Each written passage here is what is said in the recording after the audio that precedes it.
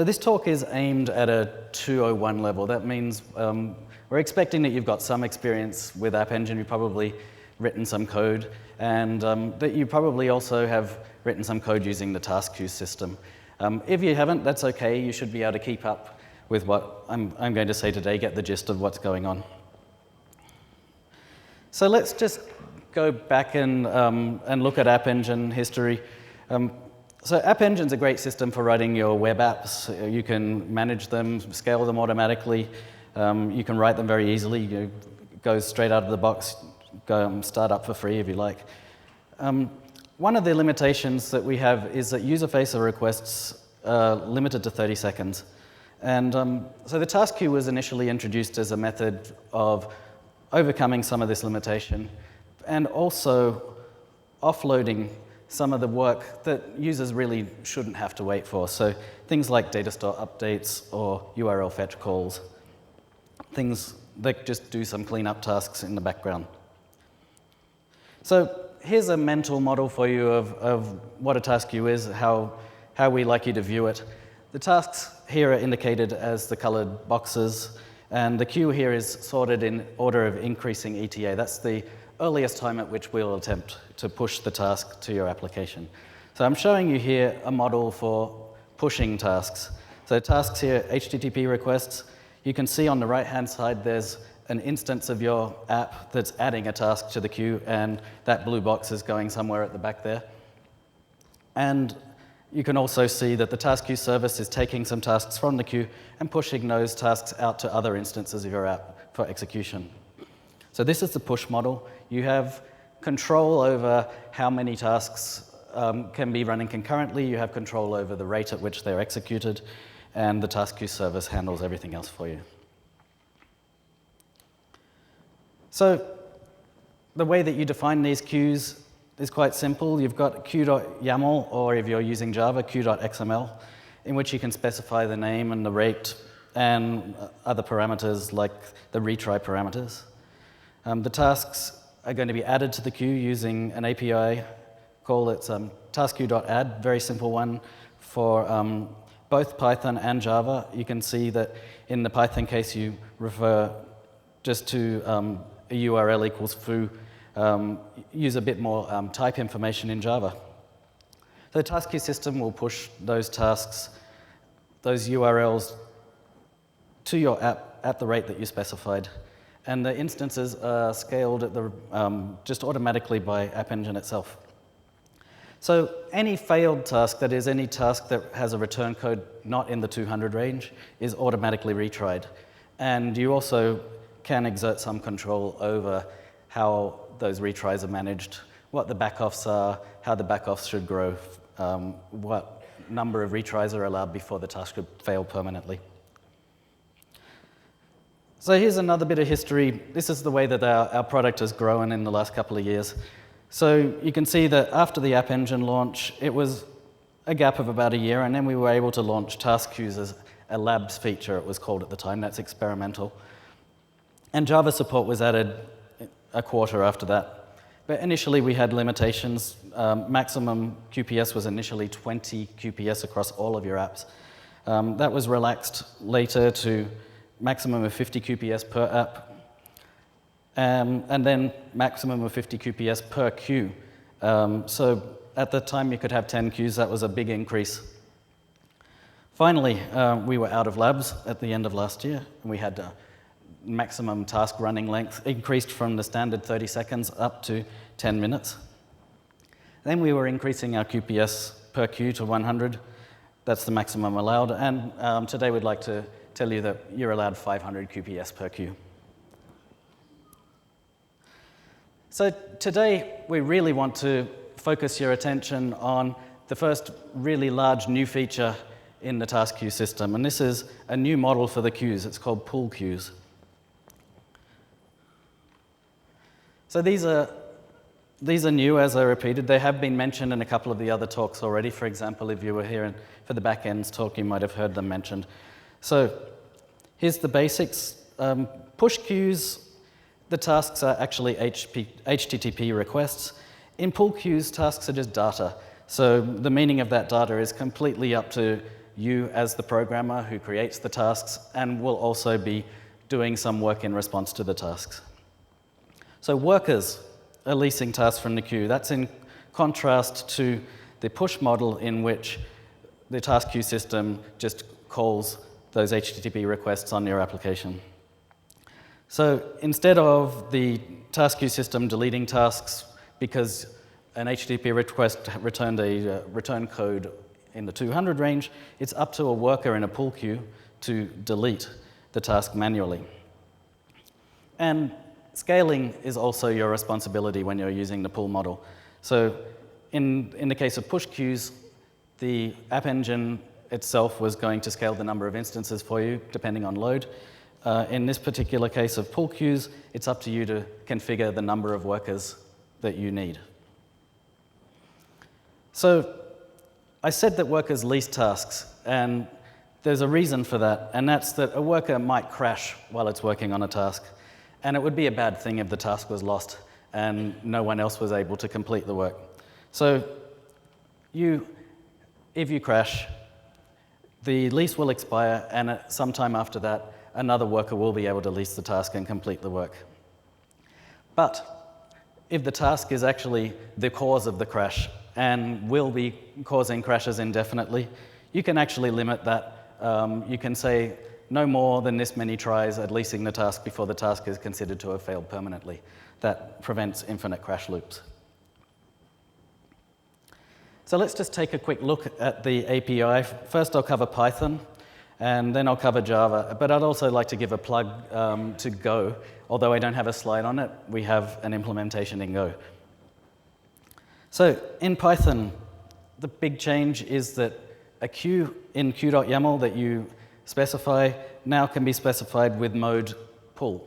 If you don't specify mode at all, it defaults to push. So pull and push are the two valid values for mode.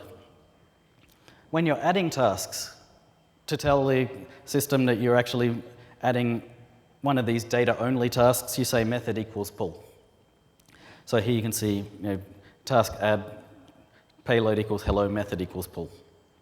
Now, leasing tasks, we return a list of task objects back to you. You can lease more than one at once. So here we're just trying to lease 3 tasks for 30 seconds. The first parameter there is the length of the lease. And finally, with that list of tasks, you can use that also as the argument to delete tasks once you've finished doing your work. So queue.delete tasks. And in Java, things are very, very similar. There's just a few more things that are a bit more idiomatic for Java there. So here we use our builder pattern for task options to add a task, and we use an object that specifies that this is a pull task. Leasing tasks returns a list of task handle. Task handles are a slightly different abstraction in Java that represent tasks in storage versus task options, which represent the tasks before they have actually been created in storage. And we say lease tasks again. This time we can specify using the time unit. And finally, deleting tasks is done in a loop, but a very simple loop, as you can see there. So I want to give you a mental picture of what's happening as you are leasing tasks so that you can see that in this particular case, time is going to be flowing, that tasks are always in the queue until deleted. So I'm indicating again tasks as the colored boxes, and I'm also indicating with that now pointer that that's the current time. And then everything to the left of that pointer is available for lease. Everything to the right of that pointer is considered already under lease, and therefore you can't lease those. So here is a worker attempting to lease 3 tasks for 30 seconds. And we can see highlighted there the 3 tasks that are available. So in this slide, we see them having been delivered to the worker, but also moved past the now pointer into the leased section of the queue. And they're actually moved to a point that's 30 seconds beyond the now pointer as it exists. So we see the 3 tasks come down. Now the worker is going to work on those tasks. It's going to do whatever work was encoded in them. Presumably the same programmer wrote the code for inserting the tasks as is writing the code for the worker. So the interpretation is very much up to you. So now it's up to the worker to delete the tasks, so it uses those 3 colored rectangles, and we see them gone. But you also see that the now pointer has moved on, and the next least tasks will possibly return 3 as well. So I'd like to give you a demonstration here of pull queues in action. So this is one of the models that is pretty good for pull queues, and this is when your tasks are considered to be very small items of work rather than large items of work, and we want to lease multiple of them at once so that we can batch the work together and gain some efficiencies on data store and other APIs. So in this particular case, the tasks are votes, and we're going to be tallying the votes and storing them periodically back to data store. But we don't want to be doing a data store operation per vote because that may well use up all of our quota very quickly. So we're going to reduce by accumulating votes first. So let me just move across to voter later. And this is something that all of us have opinions on. It's all very tongue-in-cheek, so I don't hate any of these languages, actually.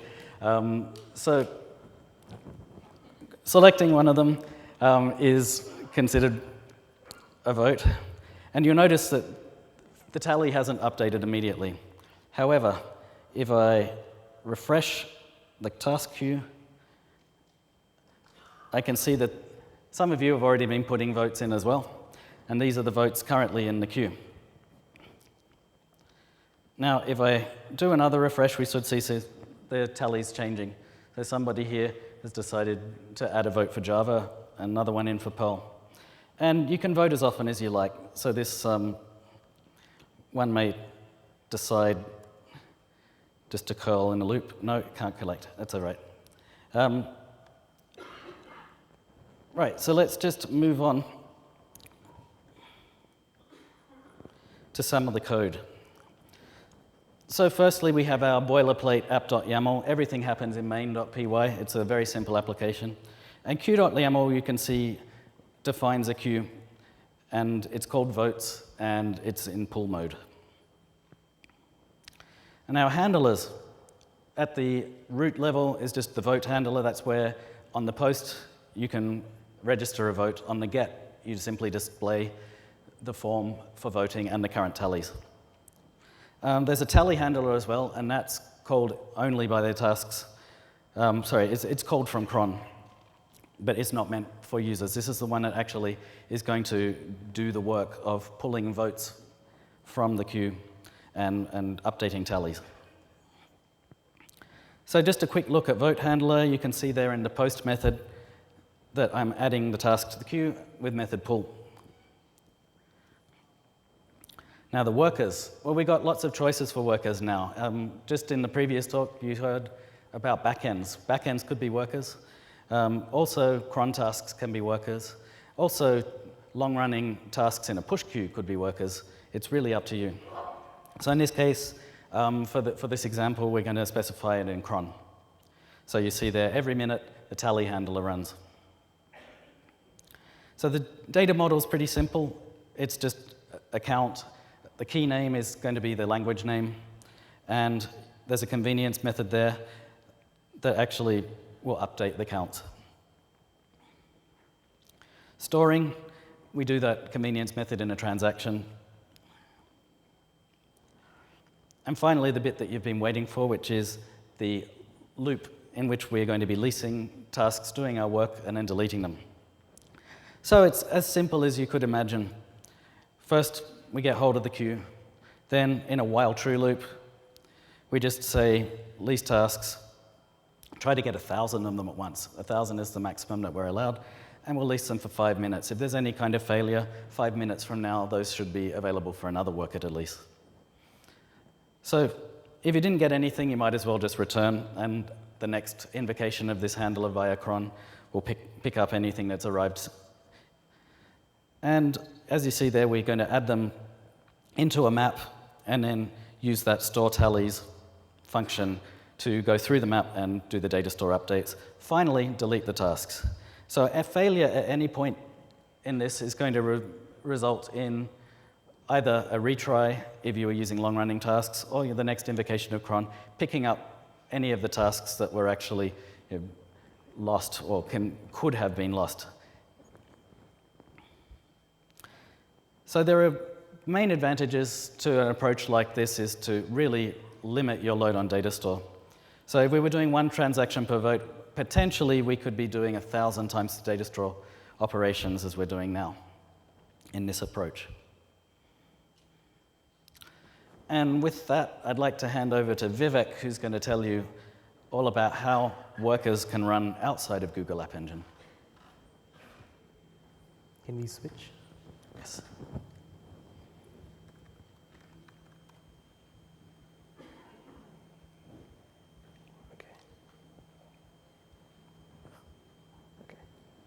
So we're going to talk about something slightly different, and it's probably like the first API that really exists on App Engine that allows App Engine to be accessed from outside. And we think that for task queues, it's a very common use case that there are things you want to do that currently may not be doable in App Engine, or it might be easier for you to do them outside. All image processing is a good example. We've got some image processing stuff in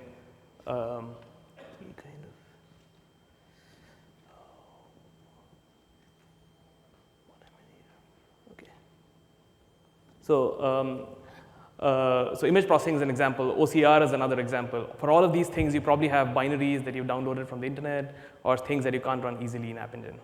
So what we provide for these things is an API that you can access the pull queue over REST. And this allows you to run your workers anywhere on the internet. So they can be on VMs, they can be on hosted machines, they can be anywhere. And it allows, given that these workers can run anywhere, they can actually run custom binaries, they can run image processing packages. So for people who are familiar with REST, REST stands for Representational State Transfer, and it's a very common model that a lot of Google APIs are moving towards. If people were here at the Google Storage for Developers talk in the morning, they also have a REST API. And REST basically has a models of collection resources. And for the task queues, we have basically a queue and tasks as our collections.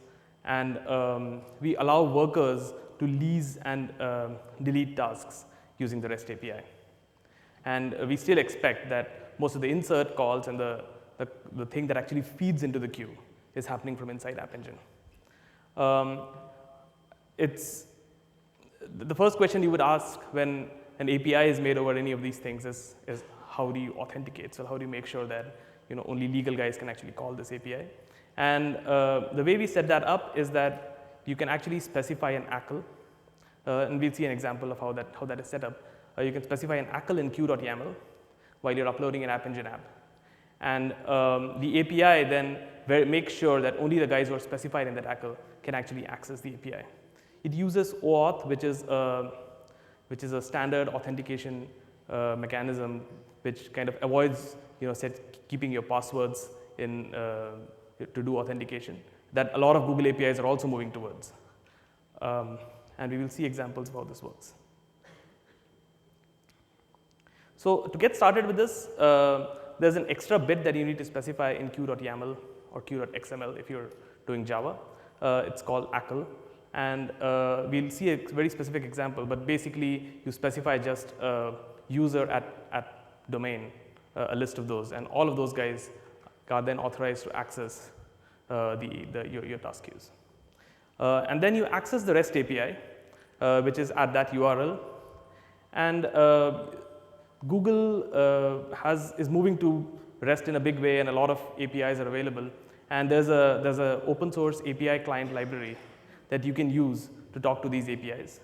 And we've built a couple of samples on top of these that are available open source from that link, which also at the end of the slides. And specifically, there are two of them. There's one which lets you run a single command against your queue, and just to make sure that everything's working. There's another one which kind of runs in an infinite loop, continuously pulls tasks from your queue, executes an arbitrary binary for each of your tasks, and then deletes the task. This we think is another very common pattern that a lot of people will want to use when they're using pull queues.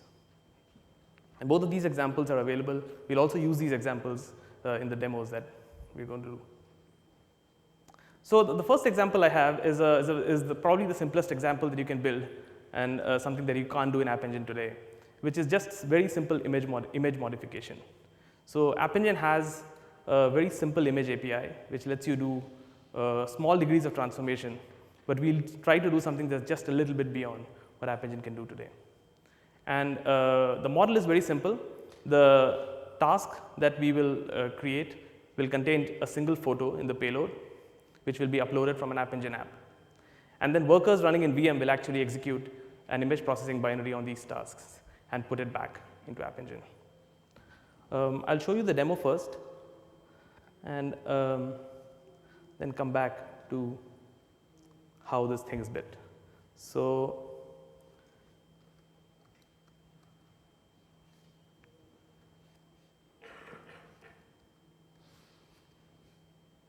I'll pick an image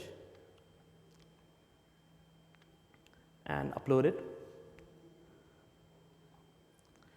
What I also have is a machine. This is just a standard machine. It doesn't really matter where this machine is running. And on this machine, I'm going to basically be running something that can access the API over REST. So in this case, I'll run this thing called the puller, which will continuously access the queue and will actually execute the binary convert minus annotate to on the payload and push it back into App Engine. And we will notice that there is a processed image that's come back. So to kind of go into a little bit more detail into how this app is constructed, I'll kind of just lay it out pictorially first for everyone. So there's basically an App Engine app, and there's a worker machine pool which is outside App Engine that's trying to access the pull queues. So what happens is you first insert your image in, and there's a user request handler that then writes the image into data store and then also enqueues a task into the pull queue, which also contains this image as the payload. We've got a worker machine pool which is continuously polling this pull queue, and it will eventually notice that there's a task available. It will lease this task over the REST API, execute its custom work, whatever it needs to do. In this particular case, I've chosen to use OAuth authenticated upload to return the converted image back into App Engine, and there's a handler that exists inside App Engine that eventually writes it back into data store. The OAuth authenticated upload ensures that only authenticated users can actually access the worker upload handler. So the App Engine side of things looks very similar to Nick's demo. So I'm going to kind of skip over that part, and I'm going to focus more on how to set up the thing that's outside App Engine. So as mentioned before, there's this ACL bit that you need to set. In this particular case, I've chosen me and Nick as the consumers of this queue, and you just specify those. And then you write an App Engine. You write your App Engine code to insert stuff into the queue as before. And then you have to write some code on the other side to actually pull data out of this queue. As I mentioned before, there's the API client library which lets you access all APIs that are available over REST in a very systematic way. And this is available in many languages. It's available in Python and Java. In this specific example, we choose Python, and in Python, because of the ability of Python to generate code on the fly, the API client can actually call a URL, get a description of what the API looks like, and generate an object for you on which you can make a function call, which eventually translates into an API call on the interface. So the way we do this is import a build library that's available from API client, and give it the API that we want to build. And this will give us an object which we can then use to make an API call and it will just look like a function call in Python. The next thing we want to try out is to make sure that this whole thing works. And here I get an opportunity to demonstrate how the OAuth system works, and how the thing that I'm running outside App Engine is actually is actually getting a token from you and using that token to authenticate you back into the API. So I will kill this and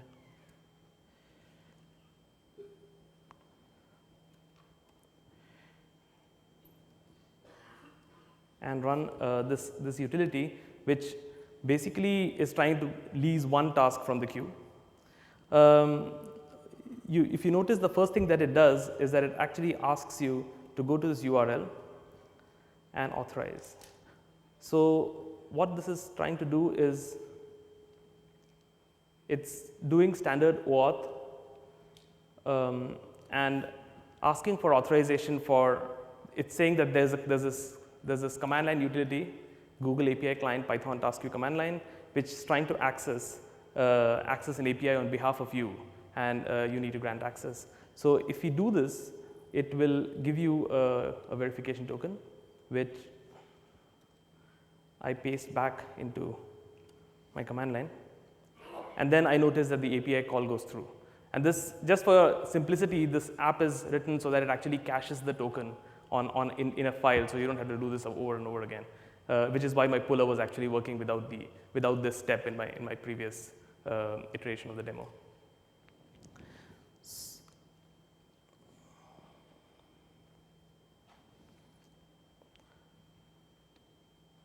And then finally to the worker code. So once you've got authentication working, what you need to do is you need to take this object that you had created using the API client libraries that I described 2 slides ago, and just make an API call on it. And as I promised, the API call looks like a function call. So like every verb that you expose over the API translates into a function call in Python, and it looks quite nice. So it's like all you have to do is you get a request which says task API.lease, and you give it a few arguments, and just execute this request. This results in a REST API call with an OAuth token happening to the backend, and a response comes back, which is a JSON representation of a task, or of a series of tasks in this case, because lease can actually give you more than one task. And then, like for people who are familiar with Python, all you do is you just iterate over your tasks. For each of your tasks, I chose to execute convert minus annotate, and post the output back into my app, and then eventually delete. So things work out very nicely in Python. In Java, it's a little bit more complicated because because Java deflection only works at, you can't do this code generation kind of phase in Java, so you have to actually compile your library into your binary rather than doing it all at runtime. We will also see another example, which is slightly different. So another, very like the second question after auth that people would ask about an API is, how much can I pull from this API? The current answer to that is about 100K. So like you can actually you can have tasks of a size 100K, and you could pull a max of 100K out. So the next question would be, how do I do something bigger than that? So the standard computer science answer to that is to use a level of indirection. So what we will do is we will actually use another app here, which actually demonstrates that. And you can use this. You can use several storage systems to kind of do this level of indirection. In this particular case, we choose to use Google Storage for Developers, which was also kind of talked about in the morning today. And it's an authenticated system where you can store either an authenticated token or use a predefined secret that is shared between Google Storage and yourself to kind of authenticate. And what we've done is that we have the same token stored between inside App Engine and between workers that's outside App Engine. So both these guys can basically access the same buckets. And just for fun, what we're trying to do here is is photo stitching, which is kind of now become commodity and kind of work on phones. But just to make it a little bit more fun, I also chose some examples. These are images that are taken from the Street View project. And what we will do is we will ask the worker here to stitch a few images for us.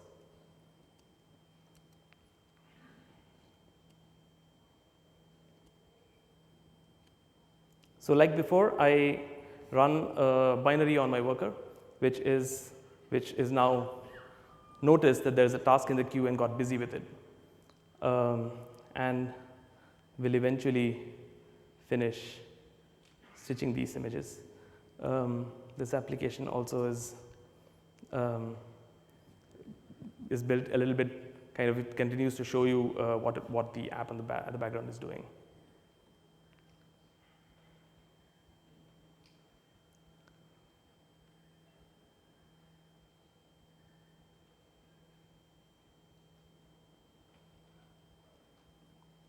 And if you notice, what it's doing is it's actually writing all output to Big Store or to Google Storage for Developers, and both the App Engine app and the worker outside are able to access it as a result. And here's potentially interesting place that a lot of people here would probably know about. It's kind of close to here.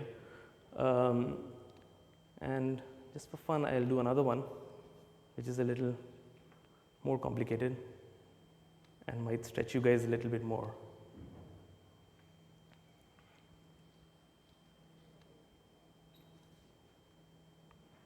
And you notice the worker pulls it up again and starts off. And once this one finishes, I'll give people an opportunity to guess where these images were taken.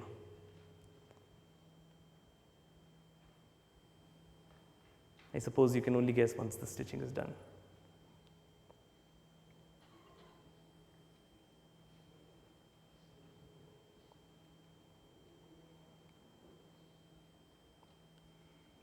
Okay. And here we go. Any ideas?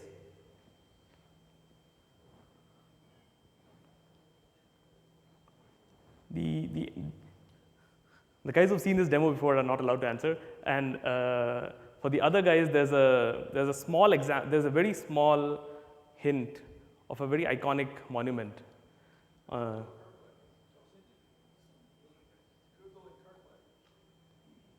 Try again. So who said Sydney? This is actually a view from very close to the Google Sydney office. If you notice, that's the Sydney Harbour Bridge that you can see. And this is an image that was taken from the Google Street View project, very, very close to the Google office.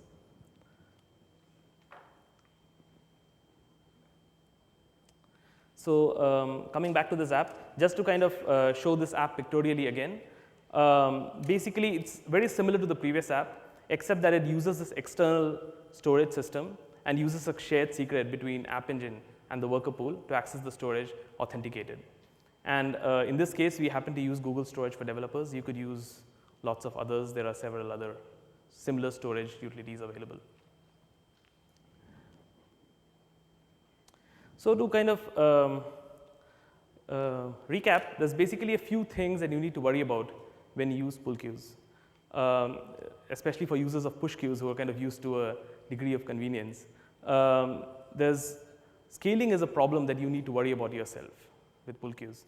The benefit that it gives you is that you can run these outside, and as well as you can do things like you can reduce load on data store and so on and so forth, like Nick demonstrated. But the number of workers that you run is your problem. There's no way the queue is going to kind of queue's a passive entity in this case, and it will and you have to figure out how many workers to run. There's an operation on the REST API in case you're running workers outside App Engine, which gives you statistics on the number of tasks in the queue. So how many tasks are there in the queue, and how many have been executed in the last hour, and so on and so forth. And that can potentially give you some hints about how many workers you should be running.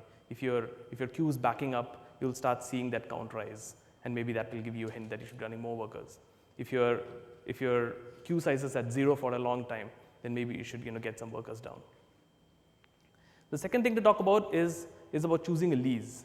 So as Nick discussed, if your tasks overrun the lease, they are available for leasing again, which means that another worker will be able to pull them and execute them, which means that you will get a lot of duplication of work happening if you choose a lease that is too short. So to start with, we suggest that people should choose close to the worst possible time a worker can take.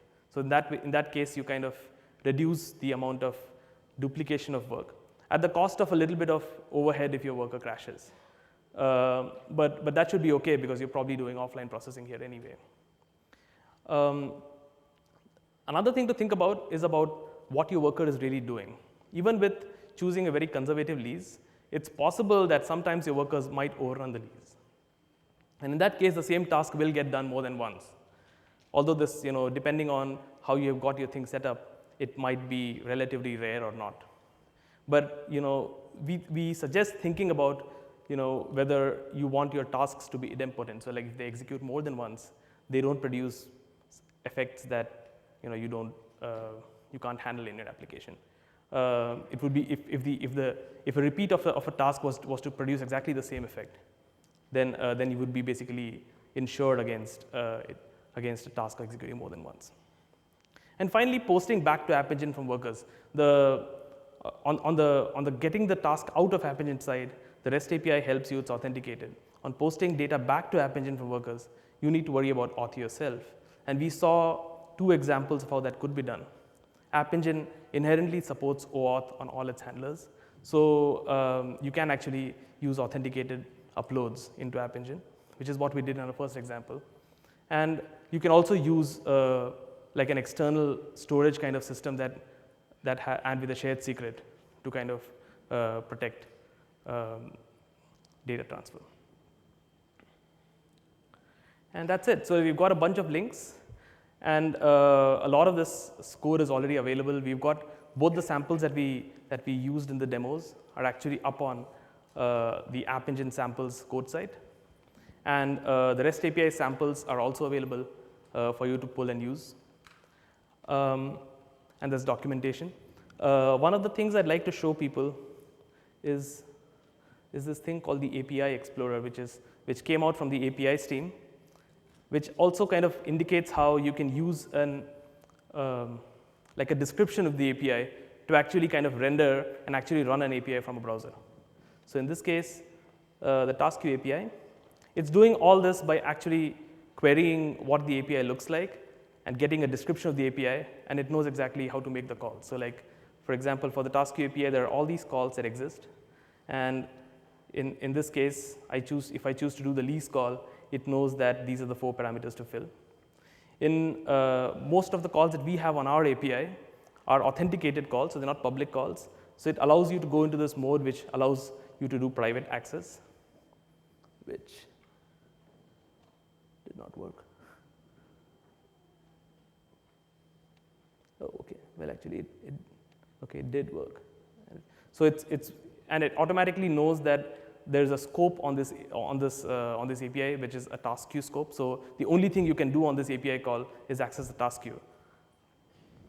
And now I can fill up arguments very similar to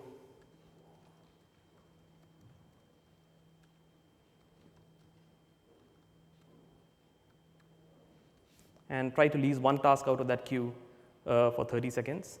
And you will actually see a request go through and a response come back. In this case, my queue has no items, so the lease returns nothing. But it's kind of like a fun way of actually trying out an API from a browser and figuring out whether things work.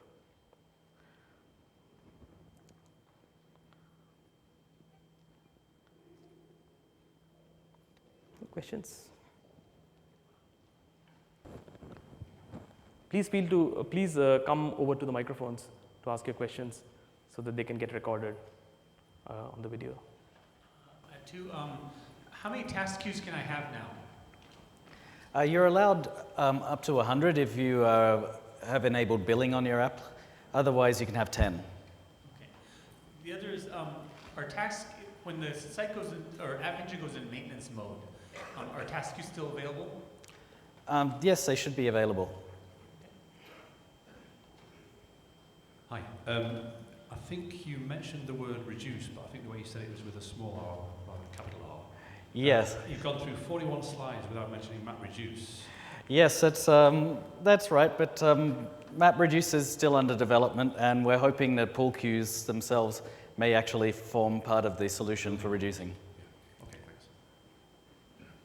thanks. Just wanted to add that MapReduce and pull queues are actually also to think about it slightly different. A pull queue is also something that kind of gives you like a workflow kind of system, whereas MapReduces are more like bulk processing.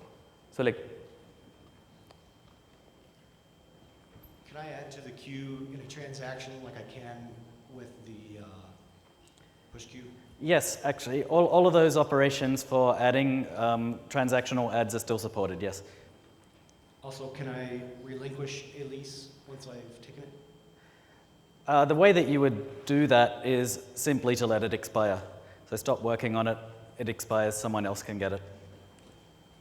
So I may have missed something, so I'll ask anyway. I have two questions. One is, do you see any value to workers actually being able to register and be notified of a task so that they can pull it down just to reduce the overheads? And the second one is, I know it's called queues, but I'm wondering, is there any potential for a tuple-space-like mechanism so workers can actually request by template rather than just for the first task in the queue? Because right now it looks like you'd end up having to set up separate queues for each kind of task. so I think I'll let you answer the second part Yes. of it and answer the first part. So we do have several requests on our issue tracker for just the kinds of things that you've mentioned. We don't support them just at the moment, and we're certainly working on a design, but I really can't give you more than that. So But does yes. that mean that's a yes for both of them, notifications? No, so I'll answer the notifications question. So the notifications question is that, so basically this is something that our APIs team is actually currently kind of starting to work on. None of our APIs currently have notifications. Like Calendar doesn't have notifications. So there's a lot of APIs that you could imagine that, and notifications and API are really two sides of the same coin. Right. So yeah, so we're probably going to have them, but they don't exist right now. Thanks.